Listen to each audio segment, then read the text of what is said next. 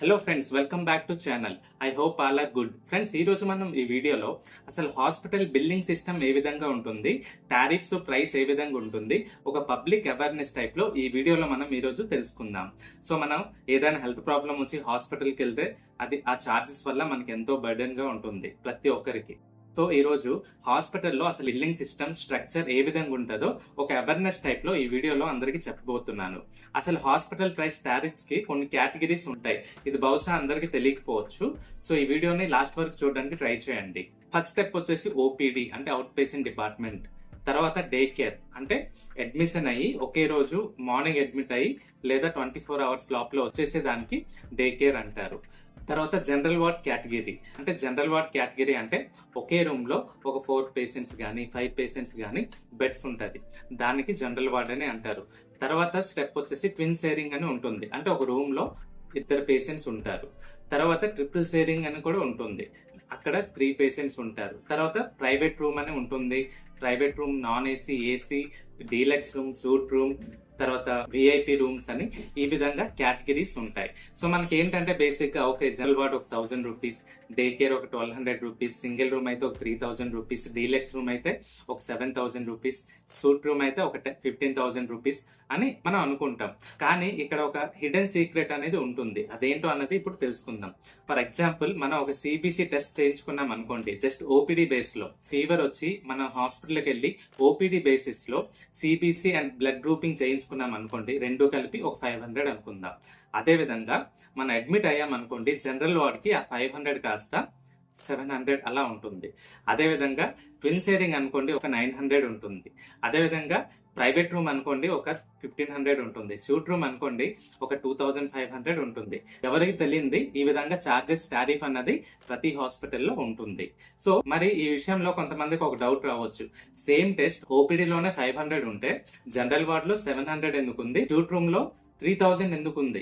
అంటే test general ward లో ఉన్న వాళ్ళకి టెస్ట్ కరెక్ట్ చేయకుండా ఏదో ఒకలాగా రిపోర్ట్ ఇచ్చేస్తారా, సూట్ రూమ్ లో ఉన్న వాళ్ళకి కొంచెం ప్రయారిటీ బేస్ లో ఏమైనా స్పెషల్ గా చేస్తారా అని ఎవరికైనా ఒక డౌట్ రావచ్చు. కానీ అలా ఏం ఉండదు. సో ఇది ఒక కేటగిరీ వైజ్ గా హాస్పిటల్స్ డిజైన్ చేసిన ప్రైస్ లిస్ట్ అంటే టారిఫ్ అని అంటారు. కానీ జనరల్ వార్డ్ లో తక్కువ ప్రైస్ అని లో క్వాలిటీగా టెస్ట్ చేయడం, సూట్ రూమ్ లో ఎక్కువ ప్రైస్ అని క్వాలిటీగా టెస్ట్ చేయడం, ఆ విధంగా అయితే ఏమీ ఉండదు. సో ఒక అవేర్నెస్ టైప్ లో మీకు చెప్తున్నాను. సో జనరల్ వార్డ్ వాళ్ళకి అండ్ స్యూట్ రూమ్ వాళ్ళకి ఏ కేటగిరీ అయినా సరే ఈ ట్రీట్మెంట్, బ్లడ్ టెస్ట్లు ఇవన్నీ కామన్ గా ఉంటుంది. కొంతమందికి ఇది తెలియదు. సో రూమ్ కేటగిరీ అన్నది లైక్ ఒక ప్రైవేటీ బేసిస్ అవ్వచ్చు, వాళ్ళ పర్సనల్ ఒపీనియన్ బట్టి కొంతమంది తీసుకుంటుంటారు. కానీ రూమ్ కేటగిరీ బట్టి ట్రీట్మెంట్ అయితే ఏం మారదు. సో ఇప్పుడు నేను బ్లడ్ టెస్ట్ గురించి చెప్పాను, కానీ అదే విధంగా ఇతర చార్జెస్ అన్ని చార్జెస్ కూడా ఈ విధంగానే డిఫరెన్స్ అన్నది వేరియేషన్ అనేది ఉంటుంది. ఓపీ నుంచి జనరల్ వార్డ్ కి, జనరల్ వార్డ్ నుంచి షేరింగ్ నుంచి సింగిల్ కి ఈ విధంగా ప్రైస్ వేరియేషన్ అయితే ఉంటదన్నమాట. అండ్ ఇప్పుడు టెస్ట్ల గురించి చెప్పాను కదా, అదే విధంగా డాక్టర్ ఫీజెస్ కూడా అలానే ఉంటుంది. ప్లస్ ఇక్కడ ఇంకోటి మనం గుర్తుపెట్టుకోవాలి, హాస్పిటల్ సర్వీసెస్, ఇన్వెస్టిగేషన్స్ ఇవైతే ఐపీ వేరియేషన్ అన్నది ఉంటది. కానీ మెడిసిన్స్ కూడా అలానే ఉంటదని కొంతమందికి డౌట్ రావచ్చు. మెడిసిన్స్ అయితే మాత్రం అలా కేటగిరీ వైజ్ గా ఉండదు. మనం ఓపీలో తీసుకుంటే ఎంత ప్రైస్ ఉందో జనరల్ వార్డ్ లో ఉన్నా సరే, సింగిల్ రూమ్ లో ఉన్నా సరే, సూట్ రూమ్ లో ఉన్నా సరే అది ఎంఆర్పి ప్రైస్ కి వస్తుంది. ఎందుకంటే మెడిసిన్స్ లో అలా చేయడానికి లేదనమాట. గవర్నమెంట్ రూల్స్ ప్రకారంగా కూడా అలా చేయకూడదు. సో ఓన్లీ సర్వీస్ వైజ్ గా మనకి వేరియేషన్ అన్నది ఉంటుంది. సో ఫ్రెండ్స్, మీరు ఎప్పుడైనా హాస్పిటల్కి వెళ్తే ఖచ్చితంగా ఈ వీడియో ద్వారా మీరు క్వశ్చన్ చేయవచ్చు. జనరల్ వార్డ్కి ఏ ప్రైస్, సింగిల్ రూమ్ లో ఉంటే ఇన్వెస్టిగేషన్ టెస్ట్లకి ఏ ప్రైస్, సూట్ రూమ్ తీసుకుంటే ఏ ప్రైస్, ఎంత వేరియేషన్ అని ఒక నాలెడ్జ్ ఉంటే మనం ఏదైనా చేయగలం. సో మనం బిల్ ఎక్కువ అంటే కొన్ని హాస్పిటల్స్ లో అన్ఫార్చునేట్లీ మనకు తెలియకుండా ఎక్కువ బిల్స్ వేసేస్తే మనం క్వశ్చన్ చేయగలం. సో అది క్వశ్చన్ చేయాలంటే మనకి ఎంతో కొంత నాలెడ్జ్ ఉండాలి. సో అందుకనే ఒక పబ్లిక్ అవేర్నెస్ కోసం ఈ విషయాన్ని తెలియజేయాలని ఈ వీడియోలో నేను ఈ టాపిక్ అన్నది చెప్పడం జరిగింది.